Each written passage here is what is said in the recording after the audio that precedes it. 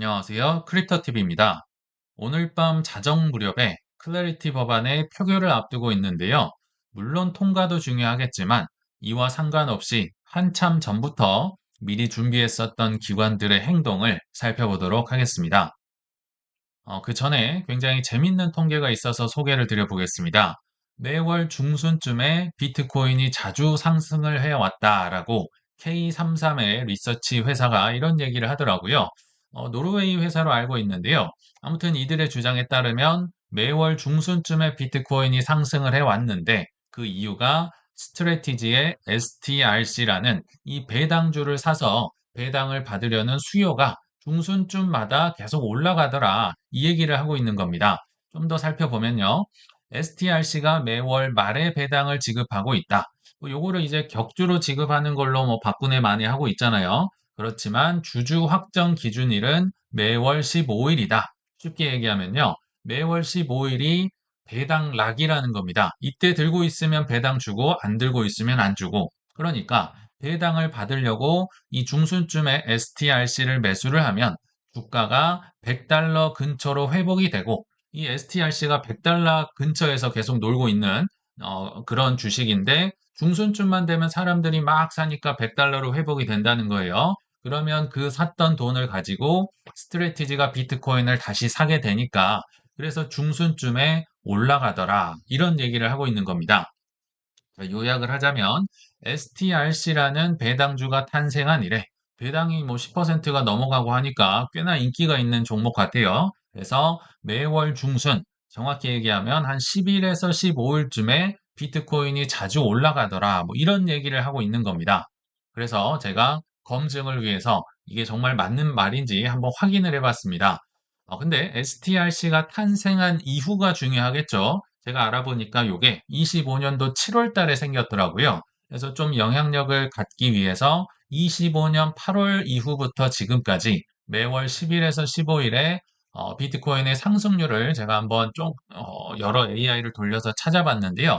25년 8월부터 아직 5월은 이제 마감이 되지 않았으니까 8월부터 올해 4월까지 10일에서 15일간의 비트코인 상승률을 쭉 이렇게 나타내 봤습니다.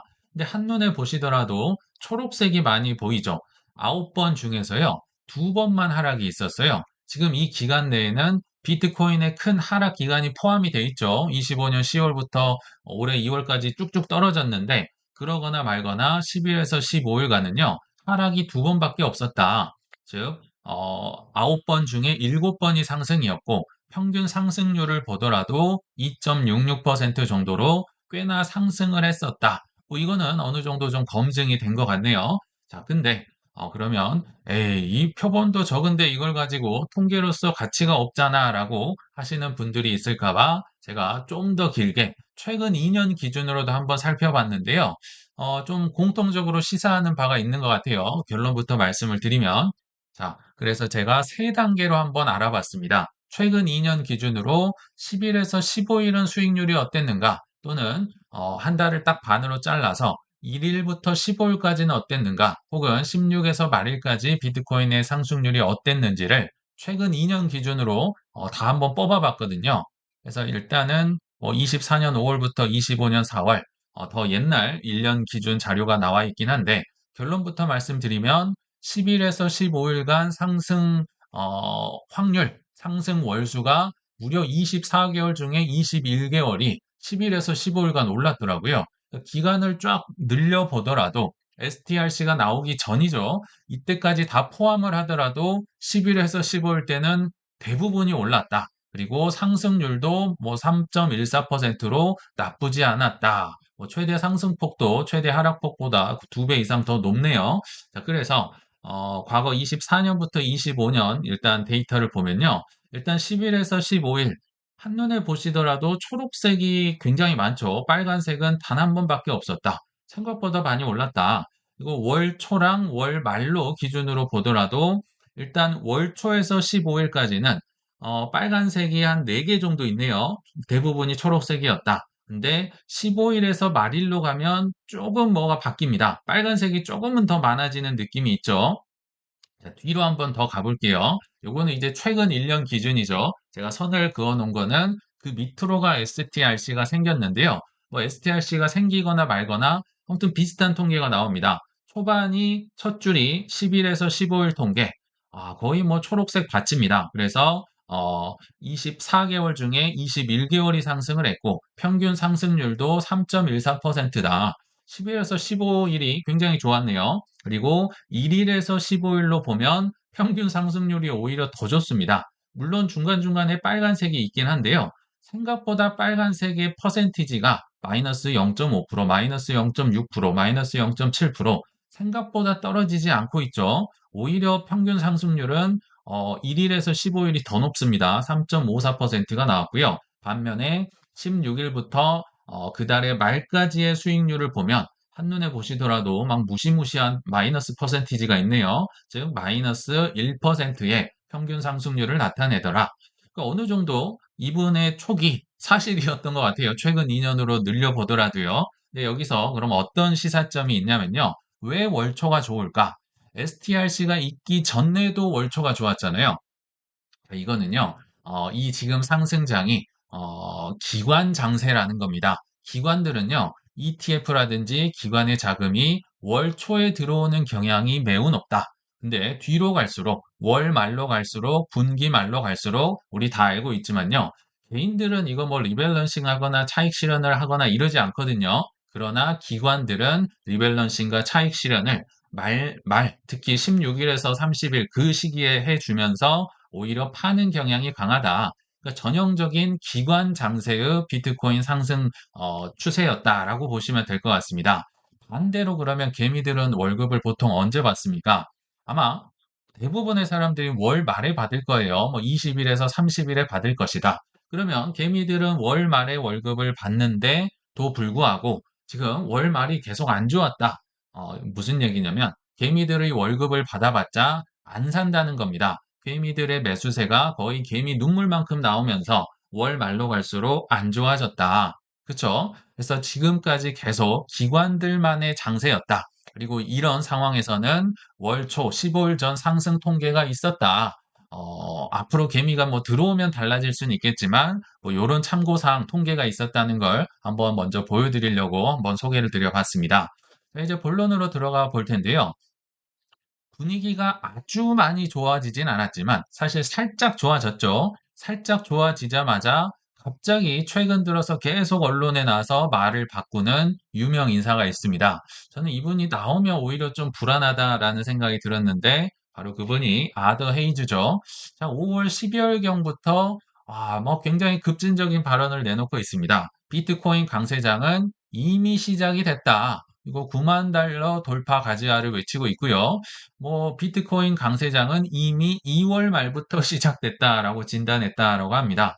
2월 말부터 시작됐으면 좀 투자를 하셨으면 좋았을 것 같은데요. 근데 왜 말이 바뀌었느냐? 제가 아더에이즈는 많이 소개를 해드렸지만 4월 16일까지도 비트코인은 상승을 제한할 수 있다. 유동성이 많이 들어오기 전까진 절대로 사면 안 된다. 재차 관망 의견을 강조한다. 노 트레이드 존이다. 올해 1월부터 4월까지 내내 이런 얘기를 주장했는데 5월 되니까 딱 바뀌었네요. 2월 말부터 이미 시작됐다. 이렇게 좀 말이 바뀐 것 같습니다. 뭐 여러 가지 이유를 얘기하는데요. 뭐 AI 자본 지출이 전례 없는 수준이다. 연준이 각국의 중앙은행들이 계속 돈을 찍어내고 있다. 글쎄요, 연준의 돈 찍는 거는 4월부터 좀 줄어들었어요. 민간은행발 QE가 시행될 가능성이 높은데 아무튼 이런 주장을 하고 있네요. 그러면서 이런 환경 속에서 12.5만 달러 예전에 그 최고 기록 돌파하는 건 기정사실이다. 가즈아를 외치고 있고요. 그러면서도 본인들은 하이퍼리퀴드나 Gcash나 니어 프로토콜을 뭐 좋게 보고 있다. 뭐 이런 이야기를 했다라고 합니다. 그리고 오늘 새벽에도 또 한마디 했습니다. 비트코인 떨어질 때 사라. 바이 더 딥을 외치고 있는데요. 8만 달러 근처잖아요. 이 부분에서 저점 매수를 권고했다. 비트코인이 6만 달러 근처까지 갔는데 그때는 이런 얘기가 없다가 뭐 트레이더라 그런 것 같아요. 저점 매수, 지금 올라 있는데 저점 매수라고 하면서 가지아를 외치고 있다. 물론 CPI, PPI, 어제 생산자 물가 지수도 나왔는데 생각보다 너무 높게 나왔었죠. 지금 CPI, PPI 폭등을 하고 있고 국채 수익률도 폭등을 하고 있지만 오히려 이렇기 때문에 트럼프 행정부가 완화 정책을 펼 것이다라고 하면서 아무튼 연준이 양적 완화를 실시할 경우 비트코인이 25만 달러까지 갈 수 있다라고 하는데요. 글쎄요, 저는 연준이 양적 완화를 케빈 허씨가 이걸 할 거라고는 생각하지 않고요. 민간은행발 양적 완화가 진행은 될 거다라는 생각을 갖고 있습니다. 아무튼 좀 말이 바뀌긴 했는데 재밌는 거는 아더 헤이즈의 말대로 행동이 아니라 말대로 수많은 기관들은요. 클래리티 법안이 통과하기 훨씬 전부터 위험 선호 행동을 보이고 있다. 그러니까 아더웨이즈는 지금 가지를 외치고 있지만요. 지금 가져야 해봤자 과거부터 꾸준히 모았던 사람의 물량을 평단을 따라가긴 어렵겠죠. 그래서 지금부터는 클래리티 법안이 통과가 되든지 말든지 물론 뭐 오늘 밤에 마크업이 진행되긴 하지만요. 미리 위험 선호 행동을 보였던 전통 금융 얘기를 해보겠습니다. 뭐 벤처 캐피탈이나 이런 데가 아니라 전통 금융, 은행들은요, 굉장히 보수적이고 이거 안 될 것 같으면 투자 안 하거든요. 왜냐면 뭐 지금 밥벌이 챙기기도 바쁜 굉장히 보수적인 곳입니다. 이제 최근에 지금 뭐 26년도 1분기에 13F 공시가 줄줄이 나오고 있는데 이건 좀 의미가 있어서 가져와 봤습니다. 웰스파고가 1분기에 이더리움의 비중을 좀 확대를 많이 했다더라. 웰스파고는요. 미국의 4대 은행입니다. 위로 3개밖에 없어요. JP모건, 뱅크 오브 아메리카, 시티은행에 이어서 굉장히 크고 보수적인 은행이 이더리움 비중을 확대했다라고 하거든요. 좀 구체적으로 보면요. 블랙락의 이더리움 ETF는 63.5%나 늘렸다. 그리고 비트와이즈 거 이더리움 ETF는 37% 늘렸다. 반면 비트코인도 늘리긴 늘렸다라고 합니다. 근데 블랙락의 비트코인은 소폭 줄였다. 그러나 비트와이즈나 그레이스케일 거는 24%, 41%. 그러니까 상대적으로는 조금 늘렸다라는 거거든요. 그러니까 지금 미국의 4대 은행 중에 하나가 굉장히 보수적인 분들이 비트코인도 좋아서 사긴 했지만 이더리움이 더 욕심이 나네. 이더리움 더 사야겠네. 라고 특히나 올해 1분기 사실 2월 달에 최저점을 찍었었죠. 굉장히 좋은 시기에 잘 샀구나라는 생각이 듭니다. 요거를 제가 한번 표로 정리해 봤는데요. 좀 보기 힘드실 것 같아서 선을 그어 놨어요. 가장 위쪽에는 이더리움 ETF, 중간에는 비트코인 ETF, 아래쪽에는 크립토 관련 기업을 매수 매도 현황을 제가 표시를 해봤는데요. 자, 일단 비트코인 ETF를 보면 여전히 250 밀리언 달러, 그쵸? 어마어마한 포지션은 비트코인으로 들고 있는 게 팩트입니다. 왜냐하면 보수적이니까요. 그리고 이더리움 ETF를 좀 늘렸다라고는 하지만, 많이 늘렸다라고 하지만, 여기 위에 보시면 21.5 밀리언 달러잖아요. 그러니까 비트코인이 여전히 이더리움 비해서 10배도 더 넘게 많이 들고 있습니다. 자, 그런데 여기에서 변화가 있었으니 25년 4분기에서 26년 1분기로 왔더니 비트코인도 샀는데, 그러니까 살 돈은 있었어요. 근데 비트코인도 샀는데 이더리움을 더 많이 사고 싶어서 더 증가액을 늘렸다. 그쵸? 이런 보수적인 것들도 지금 욕심을 부리고 있다를 알 수 있는 것 같고요. 크립토 주식 쪽을 보더라도 이 현상이 두드러집니다. 스트레티지가 있고 갤럭시 디지털이 있는데요. 물론 둘 다 뭐 크립토 기업으로 잘 알려져 있는 회사입니다. 그렇지만 욕심으로 볼 때, 위험 선호 행동으로 볼 때는 스트레티지가 갤럭시 디지털을 압도하거든요. 왜냐하면 한국인들이 사는 거 보시면 알 수 있는데 갤럭시 디지털 샀단 말은 못 들어보셨을 겁니다. 왜냐하면 주가가 재미가 없어요. 올라도 덜 오르고 떨어져도 덜 떨어지고 이런 주식이다 보니까 한국인들은 갤럭시를 사지 않아요. 근데 이 웰스파고조차도요. 여기 보시면 최근으로 올수록 갤럭시 디지털을 97%를 팔아버렸습니다. 사실상 전량 매도를 했고 그 돈으로 뭘 샀다? 2배 이상을 묶고 더블로 지금 스트레티지를 샀다. 이거는 굉장히 웰스파고가 욕심을 내고 있구나를 추정할 수 있겠죠. 그리고 예전에 한번 소개를 드렸지만 골드만삭스 얘기도 좀 추가를 해보도록 하겠습니다. 아까 미국의 4대 은행까지는 얘기를 드렸는데 5대 은행, 6대 은행이 어디냐? 골드만삭스가 5위, 6위 또는 그 모건 스탠리 이 친구들이 5위를 다투고 있어요. 뭐 어떻게 보면 5위고 6인데 아무튼 그 위쪽 5대 은행, 6대 은행 골드만삭스는 더 욕심을 내고 있다. 그리고 추가로 알게 된 사실도 좀 소개를 해드려 볼게요. 예전에 소개를 해드릴 때 비트코인도 1빌리언 달러 굉장히 많이 들고 있지만 이더리움도 1빌리언 달러 거의 비트코인과 동등할 정도로 많이 갖고 있다라고 한번 소개를 해드렸었죠. 그래서 비트 이더에 대한 전체 크립토를 100%로 보면 비트 이더를 약 87% 정도 들고 있다. 뭐 이것만 보면 보수적이라고 할 수 있겠지만 자, 여기서 제가 추가로 안 사실이 있는데요.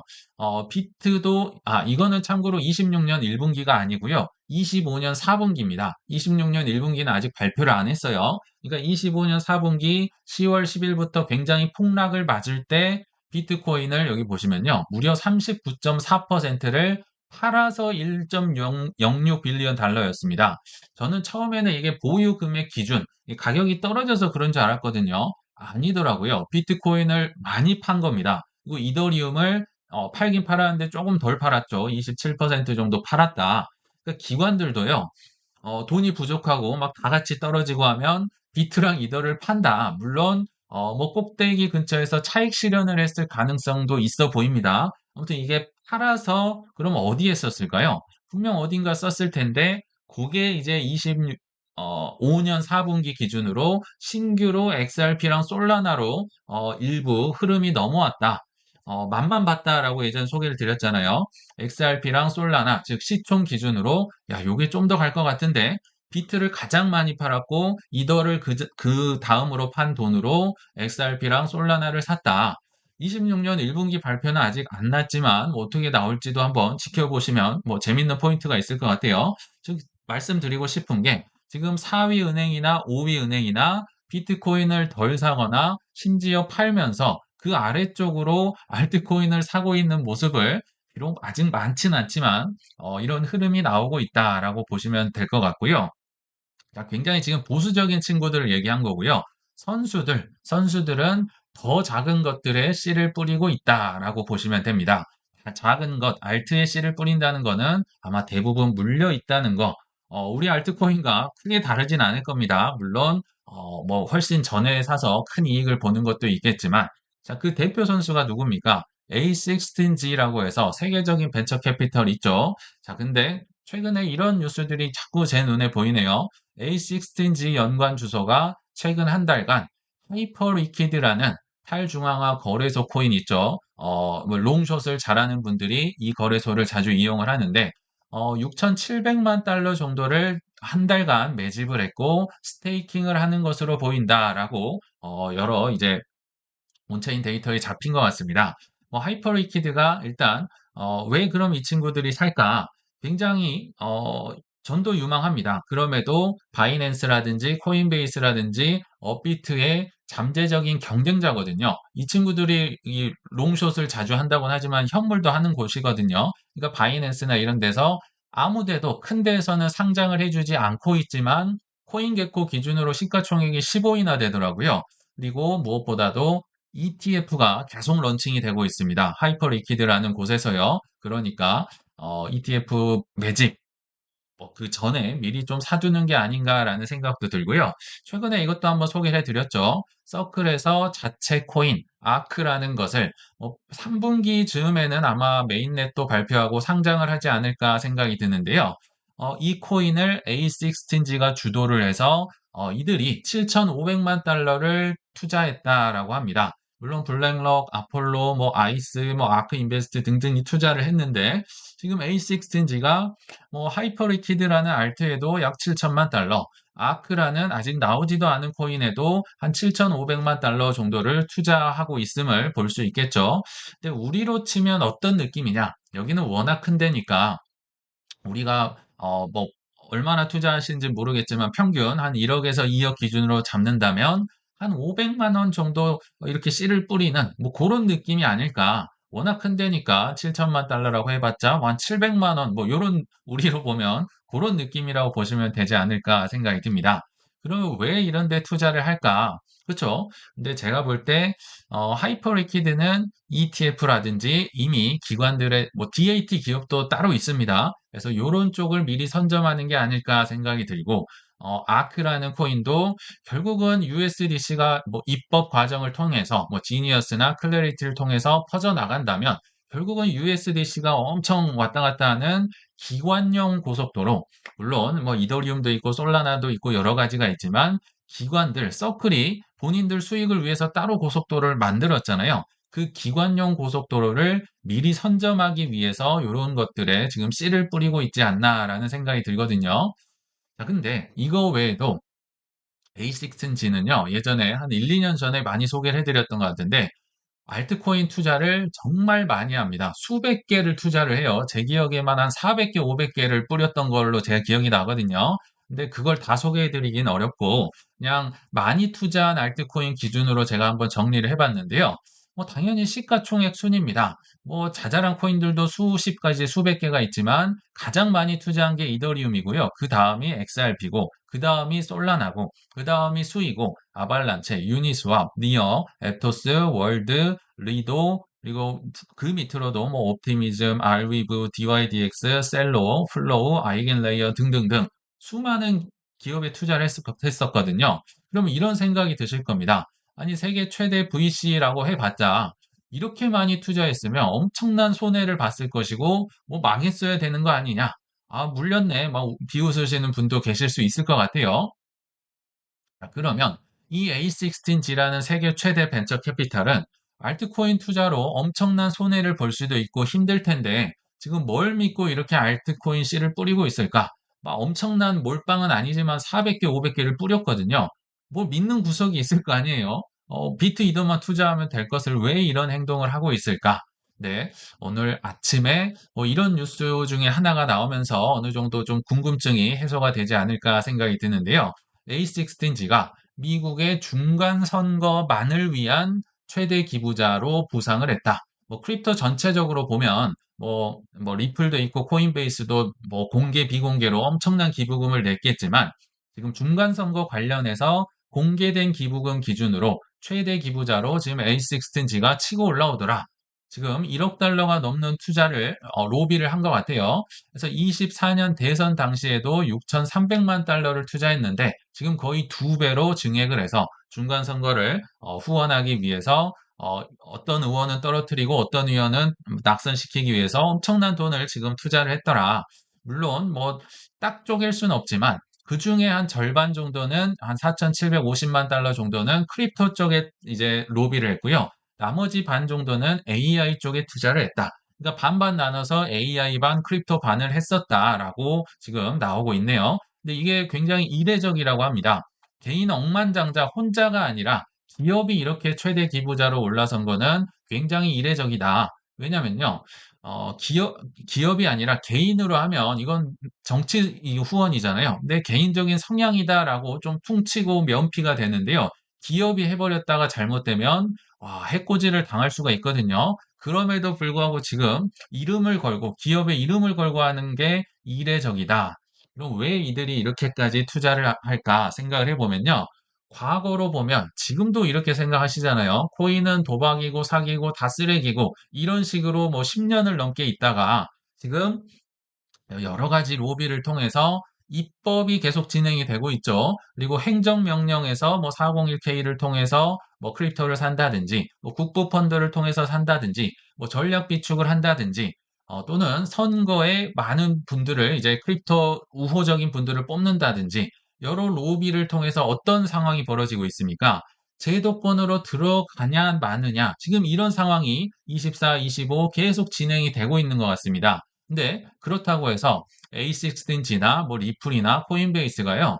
뭐 시기를 안다든지 제도권에 언제 들어간다든지 심지어 이 제도권에 못 들어갈 수도 있는 그러니까 성공할지도 모르고요. 언제 될지도 모르지만 로비도 하고 있고 자잘하게 투자도 하고 있네요. 즉 이들은요. 제도권에 들어가기 위해서 숱한 로비를 하고 있고 투자를 하고 있고 시기를 기다리고 있다. 돈도 우리보다 훨씬 많이 썼는데요. 될지 말지 모릅니다. 그쵸? 그럼에도 불구하고 씨를 뿌리고 있다.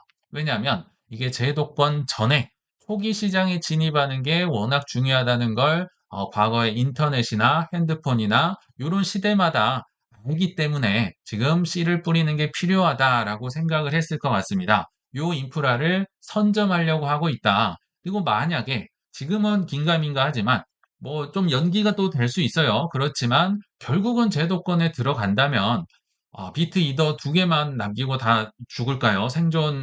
이 다 죽어버릴 것이냐? 그러진 않을 겁니다. 왜냐하면 법이 마련되는데 뭐가 증권이고 뭐가 상품이고 어디 관할이고 뭐 디파이는 어떻게 될 것이고 스테이블 이자는 어떻게 될 것이고 뭐 스테이블 코인 RWA 이렇게 될 것인데 비트 이더만 빼고 다 사기다. 이렇게 될 것이냐? 그렇게 보진 않겠죠. 그래서 이들 입장에서는 핵심 인프라를 선점하는 과정에 있다. 불투명한 미래에 투자를 하고 있다라고 보시면 좋을 것 같습니다. 그래서 결론을 맺어 보면요. 지금은 법도 없는 뭐 초기 시장이다. 서부 개척 뭐 시장 뭐 이렇게 보시면 되겠죠. 그렇기 때문에 핵심 인프라는 조금 인내심을 가지고 꾸준히 모아가시는 게 어떨까 생각이 듭니다.